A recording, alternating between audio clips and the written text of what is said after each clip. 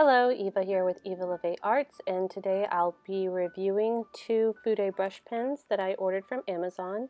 The first one is the Tombow Fudenosuki. I'm not sure if I'm saying that right. It's a Fude brush pen, and I'll have links in the description below to where I bought them. And so here I'm just practicing. I really don't have the best handwriting, so I apologize in advance for that, but you know, I'm trying to get better. I'm just practicing, and I'm really just looking at what kind of marks I can make with this pen, and just going to be doodling and making some different marks with it. Here I'm just drawing a little flower. And now I'll go ahead and go through the alphabet. And I can tell you that I really liked this pen an awful lot. I felt like I could get a difference between the thicks and thins pretty easily. There was quite a bit of control that I felt with it. And I'm pretty sure this is going to be a pen that I will use quite a bit.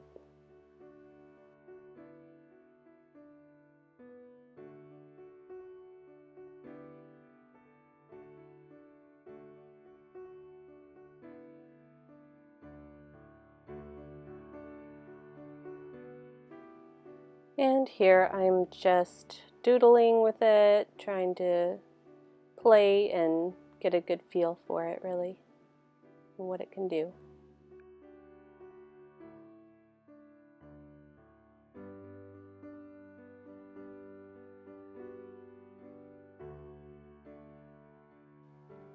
Now it says it is a brush pen, but it really is more like a felt tip pen. It is not an actual bristle tip pen, but it does have some flexibility, so if you push hard on it you can get some thick strokes, and if you're light with it you can get some light strokes. So I'm just going to continue playing with it here. Just checking out the difference in the lines.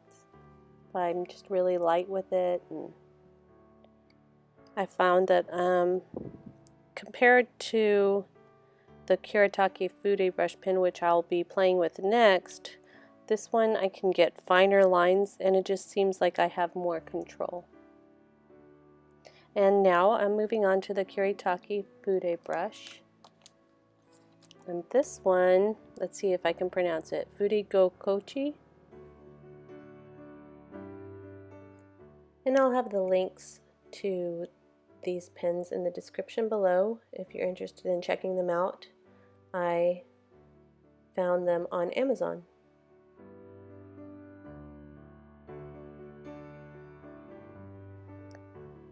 And I'm just going to basically do what I did with the other pen so I could get a real comparison.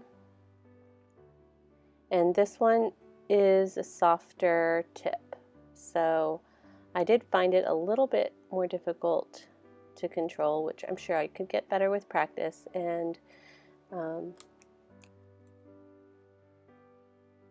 it's just a little bit harder to control.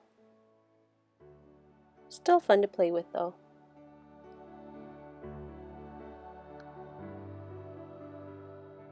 I did find that the Kuretake pen was a little more difficult to hand letter with, but that's most likely just due to my lack of skill in that area, so maybe others would do better with it.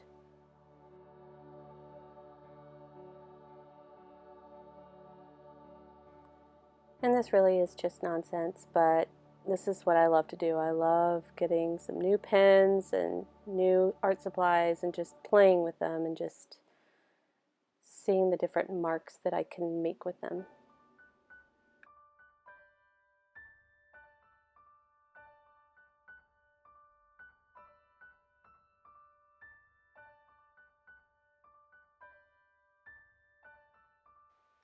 I'm sure it depends on the type of paper you use, but I thought I would just note that I am using a journal by Crescent, I believe, and there was no bleed through with these pens. So I'm sure on thinner paper like computer paper or printer paper, it would most likely bleed through, but if you just get a little bit nicer quality paper, then there won't necessarily be bleed through. I'll put a link below to the art journal that I'm using, but it is a Rendr no show through paper, so that might explain why this is doing so well with these pens.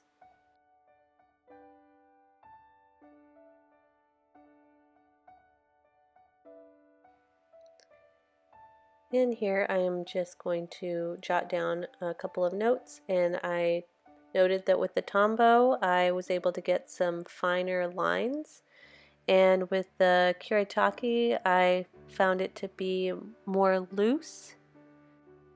So you could get some more expressive marks with the Kuretake perhaps, and more control with the Tombow. So it really just depends on what you're looking for, and I'm sure it also has to do with practice playing with each one.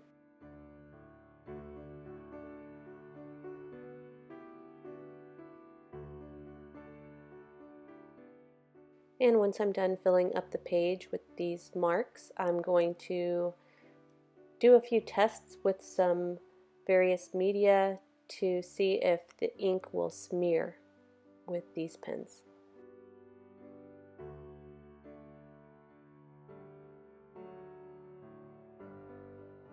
And here I'm getting some dried paint and writing on top of it with both of the pens, and they both did just fine over dried acrylic paint. They really are more like a marker than a pen. And just for kicks, I thought I'd see if they would write over plastic, which they didn't. So they both failed that test.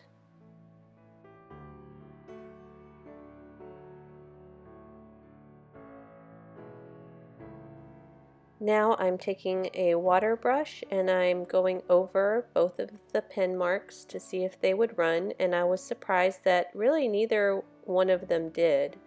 They held their own and were pretty permanent, so I was pretty happy about that. And then I decided to test them with the alcohol-based Copic markers, and they both did fine. There was no running.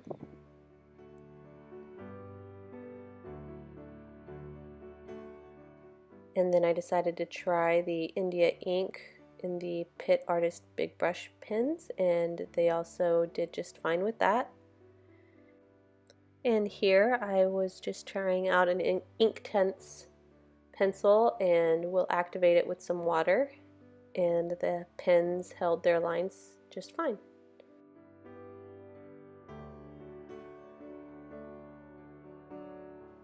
And now I'm pulling out my koi watercolors and coloring in these doodle flowers with a water brush, and again there was no smearing, so I was excited about that.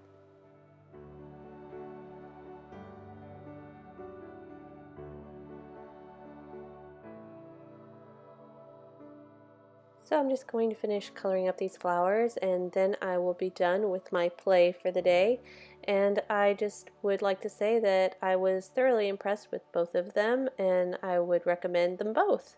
I can't really say which one I would recommend more than the other. It's just a different feel. If you want more control, I'd most likely go with the Tombow. If you want something that's a little freer and looser feeling, then I would go with the Kuretake.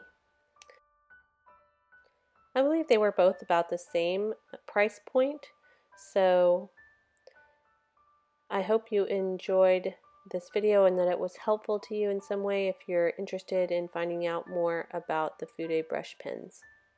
Thanks for watching.